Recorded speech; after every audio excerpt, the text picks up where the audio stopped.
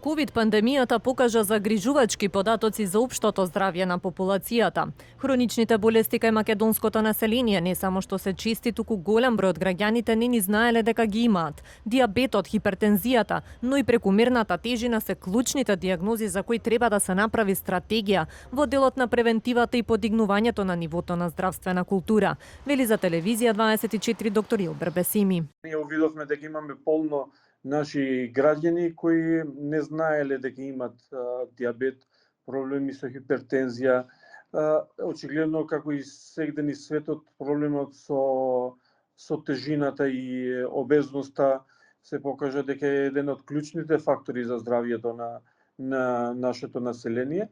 И сето ова да се направи еден добар план, стратегија во ниво на цела држава и понатаму да се направат еволуции, скрининзи и така натаму. Анализите кои ги најави Министерството за здравство за дијагнозата, третманот и контролата на хроничните болести се клучни за во иднина да се креираат здравствените политики. Затоа, според доктор Бесими, треба да се вклучат сите чинители во здравствениот систем. Реално ние можеби немаме ни точна бројка на пушачи кои се потенцијални ризична група на карцином на бел дроб. Немаме една точна бројка еволуција на пациенти со преддиабетна состојба, со метаболен синдром, со диабет и така натаму или компликации на диабетот. Вака нафрлувам неколку дијагнози кои се чести, кои мислам дека секој лекар, секој член на некое домаќинство го има барем еден представник, има еден член од семејството кој пати од нешто слично на овие болести кои ги спомнав.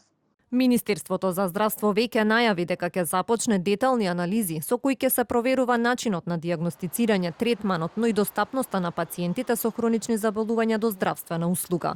Според досегашните податоци, најголем број од починатите пациенти од ковид имале по дури 2 хронични заболувања, што според здравствените власти е и еден од најголемите причини за високата смртност од вирусот во земјава.